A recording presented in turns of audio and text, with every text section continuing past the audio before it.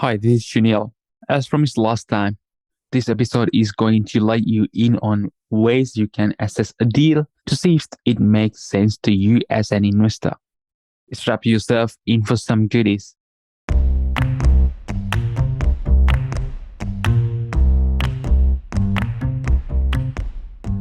Welcome to Cashflow Formula, insights into the world of investing, and learn how to build wealth through cashflow, simplifying the complicated world of alternative investments for you. If you like what you are hearing and want to learn more, consider subscribing to the show wherever you listen to it. Here's your host, Shanil Werasinke, founder of SNW Investments.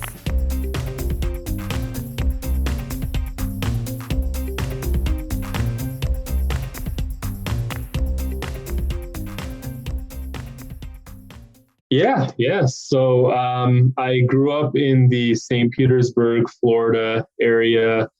Um, was there all the way through high school, and then eventually moved up to Gainesville for college at the University of Florida. That's Ankit Bavishi, ex-investment banker, here to let you in on analyzing your deals conservatively. Started off pre-med thinking I was going to be a doctor. And over time, I realized, I don't really like blood. So, I went through all the tough courses like orgo and physics, and soon after realized, I don't think this is going to work out. So I switched over to finance and eventually graduated with a finance degree. I graduated in 2010 and then started my investment banking career, where I stayed for 10 years. I started at a small middle market shop, middle market investment bank, where I focused primarily on public and private debt, public bonds and private placements for middle market healthcare companies all the way up to large multi-state hospitals. Did some development projects along the way for radiation therapy centers and osteopathic medical schools. And then I transitioned over to a more global investment bank where I focused primarily on healthcare mergers and acquisitions, where I was servicing basically on the sell side for large medical practices like gastroenterology groups, orthopedic groups, that kind of thing. And along the way, I knew I was gonna, I mean, that's part of the reason I had to leave, because I just didn't have the time to pursue investing in real estate on the side. But yeah, it's everything you hear is true for the most part. I'm sure there's some exaggeration, but for the most part, it is pretty long. I early on in my career as an analyst, I was working 80, 90, 100-hour weeks. And sometimes there were times where I had to sleep in the office to get work done, and so I definitely, I miss it, but I don't, it definitely built, gave me a lot of great experiences, formed a lot of great relationships with other classmates, and learned a lot. I credit my 10 years in the industry, for giving me the confidence to be able to do what I'm doing now. Let's see why an investment banker with exposure to many alternative asset classes decided to pick real estate ultimately and to switch full-time into real estate. We were allowed to invest in other assets, but real estate, I've got stocks and, the standard equities that a lot of people have. But what I liked about real estate was that it has a number of additional benefits. There's tax benefits. It's predictable. It's a solid asset. It can generate passive income for the long haul, and in the end, it's extremely manageable. You either individually, it's a lot of work, or through a team, whether it's through a property manager or with other partners. And most importantly, it's scalable. Once you buy one, you buy two, three assets, whether it's single family or multifamily, and you get the benefit of scale and, economies of scale over time. So it's, I always found it a great asset to be in. And honestly, one other thing that was important to me. So early in my career, I always thought I was going to be in investment banking for the long haul, early on at least. And over time, I realized, what I liked about it was that it was entrepreneurial, right? You have a small team that works together. Your firm gives you all the resources you need to get the job done, but you are responsible for generating business, meaning your team is, right? So everybody has individual responsibilities, but you also have the ability to take ownership of certain parts of that business. And I also thought about, okay, I might not do investment banking forever. Maybe I'll go to the buy side, private equity.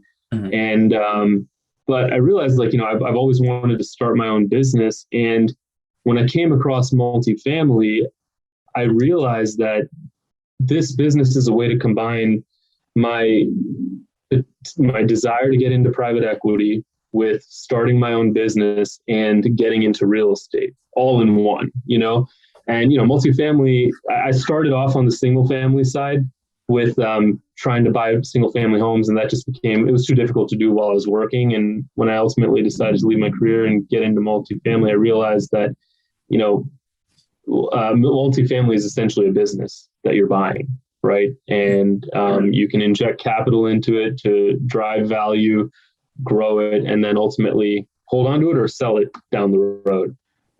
So I thought it was a great opportunity to just combine my passion for, getting into private equity, real estate, and starting a business. I see investors often confuse the investing in real estate with private equity investing. Essentially, when an investor invests in a managed fund or a syndicate, which is going to invest in real estate, that's right there is private equity investing. On top of this, real estate income is more predictable compared to other investments. I know that downturns such as COVID can have a significant impact on the income that it is generating. Yet, real estate investing done properly could give you great returns with the advantage of inflation hedge that is happening around us right now. I recently read a great book from Howard Marks that really addresses the issue of market cycles. I highly recommend that all of you get the book and read it. This book will give you great insights into how you need to master the cycles. With that being said, I want to go back to the conversation with Ankit and see what he's focused on right now with his real estate journey. I'd say that I'm heavily focused on finding deals because my strength is underwriting. I'm comfortable there. So what I do is that, I've aligned myself. I've been trying to build out my network with a number of large experienced syndicators who have the ability to take down large transactions, as well as other groups. And whether it's me finding a deal for them to take down and me participate with it or in it, or it's me helping them raise capital for a particular deal. I'm open. I can do that as well. I've been, ever since I got into this, I've been working on everything, building relationships with brokers, building relationships with investors, because the SEC has their rules and you don't want to find a deal and then not have the capital ready to take that deal down. Yeah. And then, of course, the syndicators, the more experienced syndicators, building those relationships in case there's a large deal that I wouldn't be able to get done. Going back to the conversation, let's hear from Ankit breaking down how he would underwrite a deal conservatively. Yes. So, look, passive investors, it depends on how much time they want to put into understanding an opportunity. It's important for an opportunity to make sure that a deal has been underwritten conservatively, and to know whether something is conservative or not, you have to understand how to evaluate an apartment complex. And sometimes for people like us, it's, that have been doing this for a little while, it's easy to kind of pick out areas that look concerning or that look fine. But for someone that's passive, they may want to rely on someone like a capital raiser who would vet the opportunity for them, and they don't have to take so much of a hands-on approach. But generally speaking, I would say the key areas to look at are, the top line rent growth assumptions, making sure that you're not seeing 7% year over year rent growth. Tampa for example, saw like a 15% growth in rent over the last year, which was the highest of any metro area in the country. And that's not, I don't think that's sustainable moving forward. Now, whether it continues at 5 and 7%, I think that's hard to say, but it's not impossible. There's a lot of growth there, but conservatively, I like to see numbers in the 2 to 3% range. And if a deal works with those numbers, I mean, you can, that it's probably a decent deal. Another area is loss to lease, understanding the difference between, where rents are currently versus where the market is. A lot of times I've seen deals where the loss to lease is an arbitrary number. It's not calculated as the difference between where the rents are currently and where the market is. I've seen, you want to make sure vacancy is being factored, right? Like that's a big component of all this. When you're renovating units, those units are not necessarily going to be rented out during that time. If you're doing a whole gut rehab, you have to expect that unit's probably going to be down 1 or 2 months out of the year. And if you're renovating 1 or 2 units, depending on the size of the deal, if it's a 100 unit, you're probably renovating 5 units a month. Well, 5 units a month being down 1 or 2 months a year, that's going to, that needs to be accounted for, right? So I just think making sure, and again, the numbers sometimes I've seen are somewhat arbitrary. They use a very high vacancy number to account for it. It's not like it's wrong. It's just not, sometimes it's not accurate. If you're just applying a standard 15% vacancy, well, how did you get to that number? You just want to make sure that every assumption has some basis based on historical performance or, what the projections are expecting. Look at the taxes as well.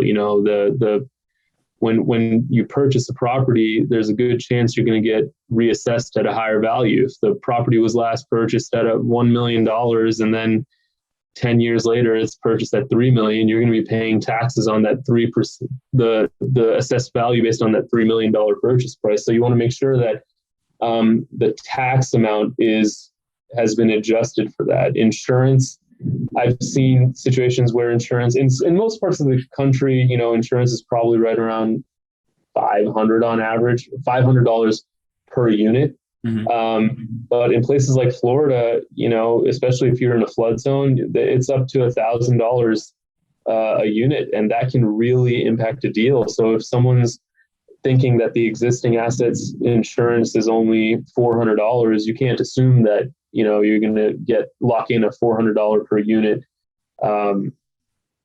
estimate. You're probably going to see $600 or $700. So it's important to make sure that the insurance number has been updated. And then, of course, like one of the other items I look at is like making sure that there's capital reserves being accounted for. I typically like to see between $250 and $300 a unit. That's just to kind of capture any potential downfall, outside of what is being projected in terms of repairs and maintenance and turnover and that kind of thing. Low interest rates can significantly increase property value as money is cheaper to borrow. While this is good for sellers, investors need to be very careful not to overpay, as the interest rates hike could result in cap rates to increase and the property's value to decrease. To conservatively underwrite the deal, one thing that we can do is to use assumed cap rate growth during the whole period. Not only that, the interest rates can expose investors to refinance risk, as debt service coverage ratio is not being around what the lenders want to see. One way to assume this in the model is to underwrite the deal with conservative NOI assumptions.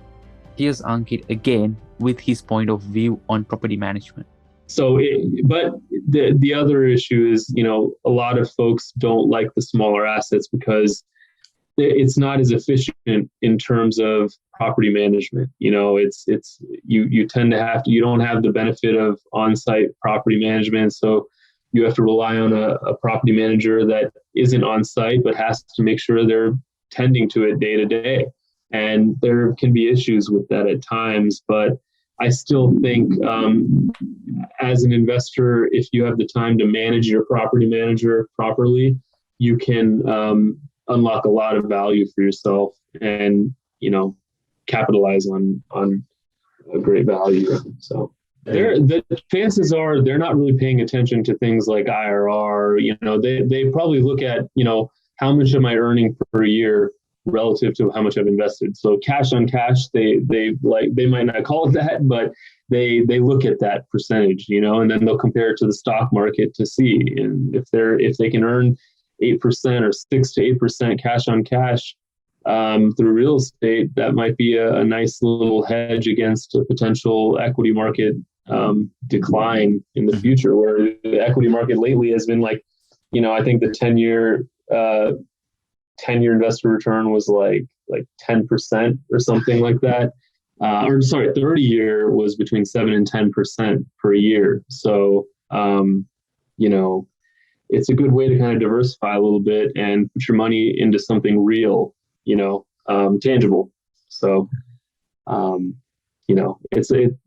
these mom and pop investors, they're just looking for a way to kind of get more interest than they're getting from their bank account, If you like what you're hearing and want to learn more about Ankit, here's how you can do it. So you can reach me on LinkedIn, on Instagram. My handle is Bavishi, my last name, .Ankit.